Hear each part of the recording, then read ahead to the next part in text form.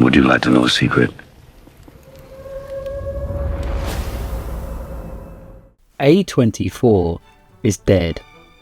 It didn't die from a string of box office bombs, and it didn't die because audiences stopped caring about independent film. It died exactly the way we predict it would. So A24 are masters of marketing. For years they slapped their logo on some of the freshest, most daring cinema on the planet. If you walked out of a theatre feeling genuinely challenged over the last decade, the likelihood was they had something to do with it. We watched their title cards get quirkier. They started pumping out merch then to sell the idea that watching their movies wasn't just a hobby, it was a lifestyle choice.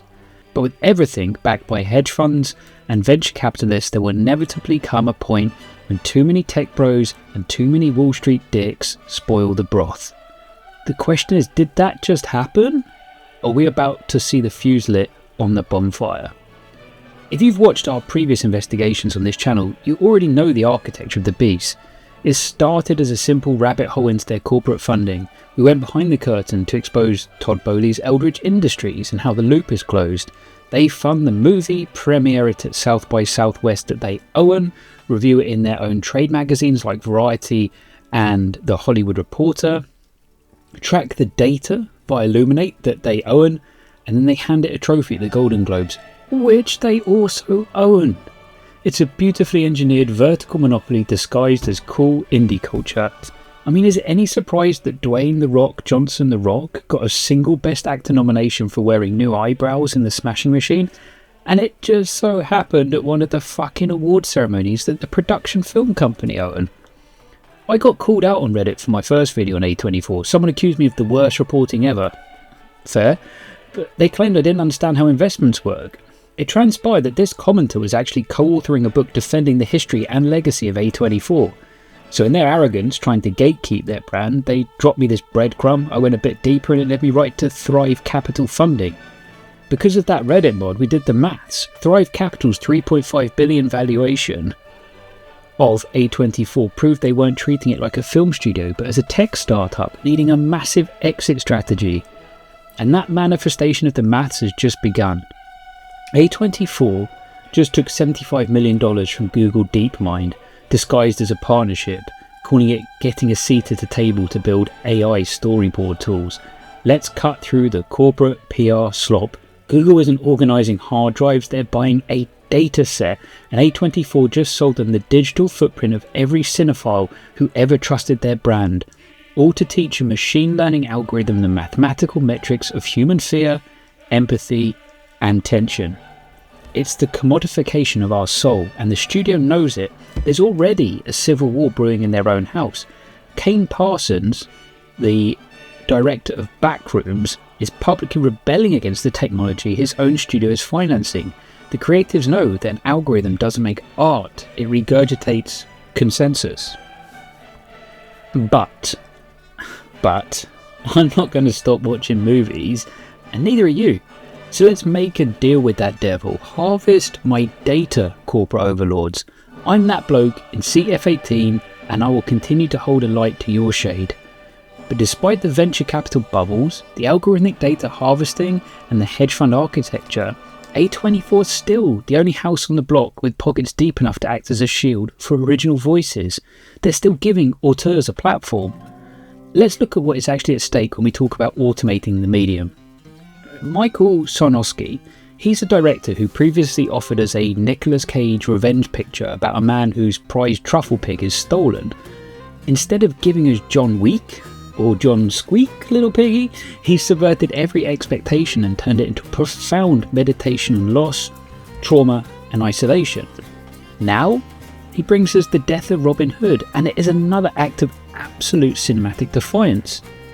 If you feed Robin Hood into a predictive, generative dataset, it spits out what the data dictates.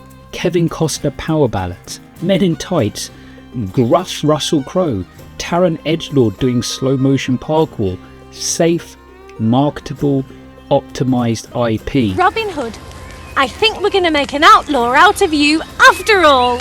Oh, good-o!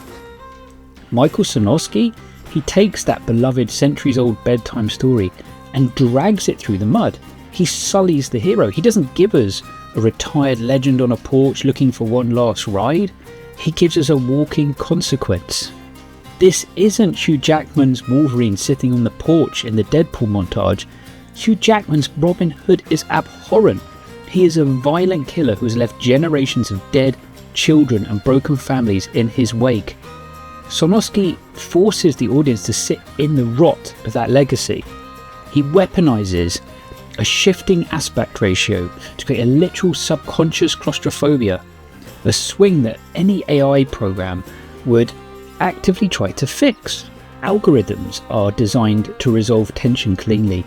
They want the hero absolved, so focus groups feel good in the parking lot. Sarnoski traps you in moral friction. He offers a quiet, tactile reach for redemption, but leaves you questioning if you even want this sociopath to survive. It's a deeply uncomfortable, intensely human experience. You cannot storyboard that level of audience complicity on a spreadsheet. Hi! Hi, come in. Nice to see you. We are so happy you're here. If Robin Hood is about the physical rot of the past, Olivia Wilde's The Invite is about the suffocating dysfunction of the present. I had a very real issue with parking this weekend due to an event in town. I ended up walking in fashionably late for this invite. To make sure I didn't miss out what happened on those first 5 minutes, I actually had to fire up a VPN when I got home. And you know what was prevalent? In both my actual physical cinema screening and the bootleg copy online? Laughter. I've been doing this channel for nearly a year, and scrolling back to look, it feels like ages since an actual comedy existed. Anaconda was over 6 months ago, and that was, Anaconda. The Invite operates just like the drama. A heightened, absurd situation is a prism to view human reaction, scaled down to a dynamic of just 4 characters. And the premise is as analog as it gets. Those 4 characters, those 4 actors are in one set, one night, 100 minutes unfolding in a kind of real time. It feels exactly like a stage production, and that is because Wilde completely defied Hollywood standard logistics to shoot the film in chronological order. Take Edward Norton. He's someone who's seen everything in his storied career, and he explicitly praised this approach, and he noted how this gave the freedom to improvise and allow performances to build a natural momentum scene by scene, and it does show. You put Edward Norton, you put Penélope Cruz in a room to have a twisted amount of fun, you let Olivia Wilde and Seth Rogen do the emotional heavy lifting, and just watch the bomb go off. This is an onion of a movie. Every layer peeled back reveals another fractured facet of these characters. It's hilarious, but jokes aren't forced. They bleed naturally from the character dynamics. And beneath those laughs, it's deep and devastating. It's brutal in a way This Is 40 was, that kind of shining a light on parts of marriage and relationships that most movies shy away from in the effort to give people escapism. There are no easy answers in this film. It's tough in places, it's uncompromising and deeply uncomfortable. And that's the exact kind of intimate human dysfunction that A24 built its empire on. Now ask yourself, how does a Google DeepMind algorithm process the invite? Or wider data platforms we've already covered on this channel like Scriptbook, Largo AI and Synalytics? They can't. An AI storyboard tool wants to optimize pacing. A predictive script analyzer wants clear, moral binaries and cost-efficient scheduling. They want to resolve the tension of a failing marriage with a clean, marketable 3-act structure. An algorithm would flag chronological shooting as a logistical failure, completely missing the fact that the flexibility and the improv are what gives this film its deeply European, unquantifiable soul. AI has no mathematical equation for the chaotic irrational fireworks of 4 people tearing each other apart in a single room.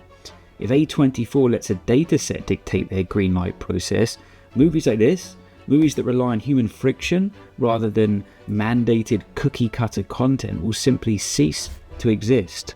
But before we carve the date on the gravestone, we have to address the other yellow fluorescent elephant in the room. A24's biggest hit ever is back in theatres. Backrooms, Everything Must Go edition, bringing us completely full circle back to Kane Parsons. Here's the director whose entire aesthetic is built on analog horror, VHS tracking lines, a tactile liminal dread that feels fundamentally human despite its digital origins. So what does this extended cut actually bring us? Honestly, it's a nice to have, not a necessity. It's the recline option on a new sofa. If you're a hardcore fan who lived and breathed the Backrooms lore on YouTube before it ever hit a multiplex, it's probably going to add a few satisfying layers. For the average cinema goer, it's probably not worth the price of the second ticket. It's about 15 minutes of footage tacked onto the post-credits. But the trick is, here, the A24 and Google DeepMind do not care about the narrative necessity of the footage. They're actually using this to watch the data points. It's the first time they've done this. They're tracking exactly who came back into the theatre. They're measuring the exact conversion rate of hardcore lore fiends willing to pay twice for an extended cut. They're using Parsons' analog nightmare to feed the algorithm, mapping the obsession metrics of their fan base to figure out exactly how they can commodify the audience before the bubble bursts. The studio is aggressively cashing in on his IP, while simultaneously funding the exact algorithmic storyboard tools he is publicly fighting against. AI is a tool for administration. It's a calculator for workflow. The second you invite a tech executive to sit in the director's chair, the second you think lines of code can replace physical film stock, chaotic friction of 4 actors in a room, or the grit of a storyboard artist trying to map out human suffering, you aren't making cinema anymore. You're just generating content. And we need to hold this medium to a higher standard than that. Reports of A24's death have been greatly exaggerated. I know that, but we can't deny the decline might be about to start.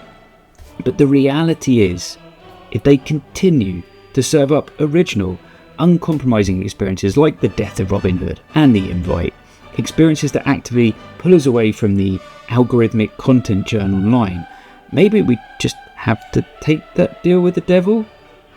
Harvest my data, corporate overlords. I'll be sitting right here in CF18 and I'll continue holding a light to your shade. Would you like to know more?